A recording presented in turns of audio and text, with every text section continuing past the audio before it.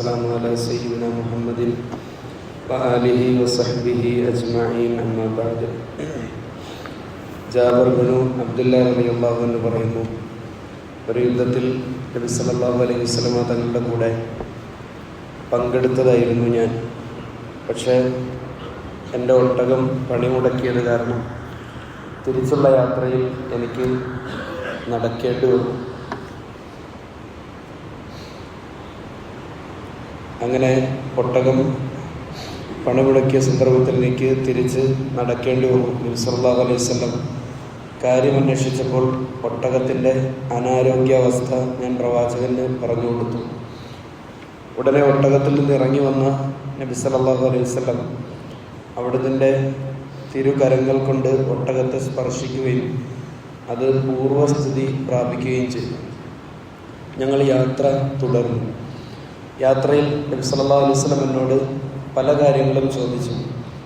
കൂട്ടത്തിൽ വിവാഹം ചെയ്തത് കന്യകയാണോ എന്ന് പ്രവാചകൻ ചോദിച്ചപ്പോൾ അല്ല എന്ന് ഞാൻ പറഞ്ഞു. പരസ്പരം ഇടപഴകാനും സല്ലപിക്കാനുമായി ഒരു കന്യകയെ തന്നെ നിങ്ങൾക്ക് വിവാഹം ചെയ്യാമായിരുന്നില്ലേ എന്നായി നബി സല്ലല്ലാഹു അലൈഹി വസല്ലം തങ്ങളുടെ ചോദ്യം. ഞാൻ പ്രവാചകനോട് പറഞ്ഞു, റസൂലേ, എൻ്റെ പിതാവ് 7 പെൺമക്കളെ ബാക്കിയാക്കിയാണ് മരണപ്പെട്ടത്.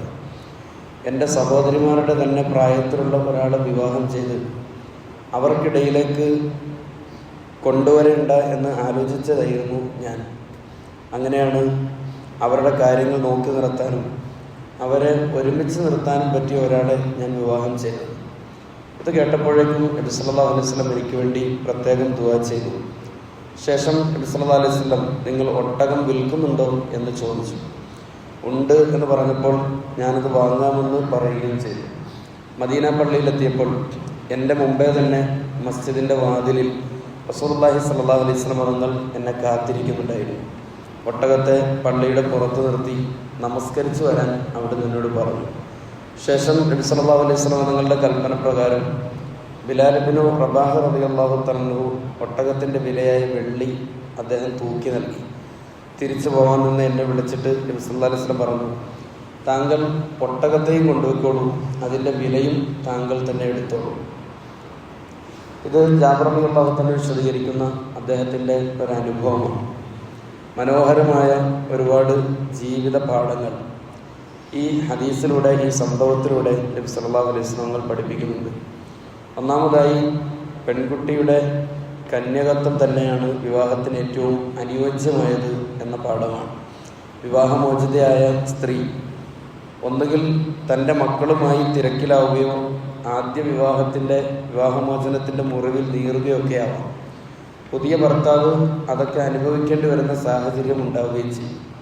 പക്ഷെ അതേസമയം ജാബിർ റളിയല്ലാഹു തആല പഠിപ്പിക്കുന്നത്, ഓരോ മനുഷ്യനും തൻ്റെ ചുറ്റുപാടും സാഹചര്യങ്ങളും മനസ്സിലാക്കി അതിനനുസരിച്ച് വേണം കാര്യങ്ങൾ ചെയ്യാൻ എന്ന ഏറ്റവും മനോഹരമായിട്ടുള്ള ഒരു പാഠമാണ്.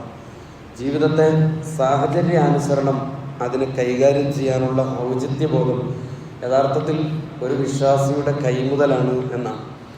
അദ്ദേഹം അതിനായിരുന്നു വിവാഹമോചിതയായ ഒരു സ്ത്രീയെ തന്നെ വിവാഹം കഴിച്ചത്. മറിച്ച് അദ്ദേഹത്തിൻ്റെ തന്നെ സംരക്ഷണത്തിലുള്ള സഹോദരിമാരുടെ പ്രായത്തിലുള്ള ഒരു പെൺകുട്ടിയെയാണ് അദ്ദേഹം വിവാഹം ചെയ്യുന്നതെങ്കിൽ അത് എല്ലാവരോടുമുള്ള വിശ്വാസ്യതയിൽ വീഴ്ച വരാൻ കാരണമാകുമായിരുന്നു. സഹോദരിമാരെ വേണ്ട പോലെ പരിഗണിക്കാൻ സാധിക്കാതെ വരുമോ എന്ന ആശങ്കയായിരുന്നു യഥാർത്ഥത്തിൽ അദ്ദേഹത്തിനുണ്ടായിരുന്നത്. പക്ഷെ അതേസമയം ഭാര്യ മരണപ്പെടുകയോ വിവാഹമോചനം നടക്കുകയോ ചെയ്താൽ സ്വന്തം പെൺമക്കളുടെ പ്രായത്തിലുള്ള പുതിയൊരാളെ വിവാഹം ചെയ്യാനും അവരെ സ്വന്തം മക്കളോടൊപ്പം നിർത്താനും ധൃതി കാണിക്കുന്ന ആൾക്കാർക്ക് യഥാർത്ഥത്തിൽ ജാബിർ റളിയല്ലാഹു തആലയുടെ ഈ മാതൃക അദ്ദേഹത്തിൽ വലിയ പാഠമുണ്ട് എന്നാണ്. മക്കളുടെ പ്രായത്തിലുള്ള പെൺകുട്ടിയെ വിവാഹം ചെയ്യാൻ ഹറാമാണെന്നല്ല, പക്ഷേ ജീവിത ഔചിത്യബോധത്തിൻ്റെ ജീവിതവുമായി ബന്ധപ്പെട്ട ഭാഗം പരിശോധിക്കുമ്പോൾ അതൊരു അല്പത്തരവുമാണ്. ഈ സംഭവം ആദ്യവസാനം ഒന്ന് പരിശോധിച്ചാൽ പാവപ്പെട്ടൊരു മനുഷ്യനാണ് യഥാർത്ഥത്തിൽ ജാബിർ റളിയല്ലാഹു തആല.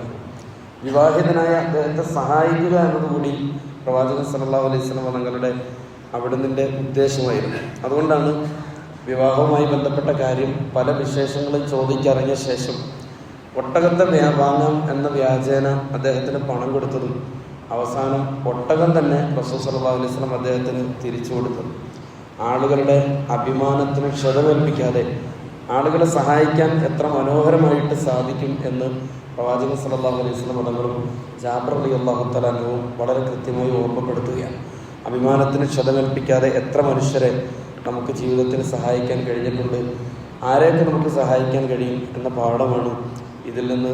ആ പാഠവും കൂടി നമുക്ക് മനസ്സിലാക്കാൻ കഴിയും. അല്ലാഹു സുബ്ഹാനഹു വ തആല കാര്യങ്ങൾ മനസ്സിലാക്കി ഔചിത്യബോധത്തോടു കൂടി സാഹചര്യത്തിനനുസൃതമായി നല്ല നിലയിൽ ജീവിക്കാൻ അല്ലാഹു തആല നമ്മേവരെയും അനുഗ്രഹിക്കുമാറാവട്ടെ.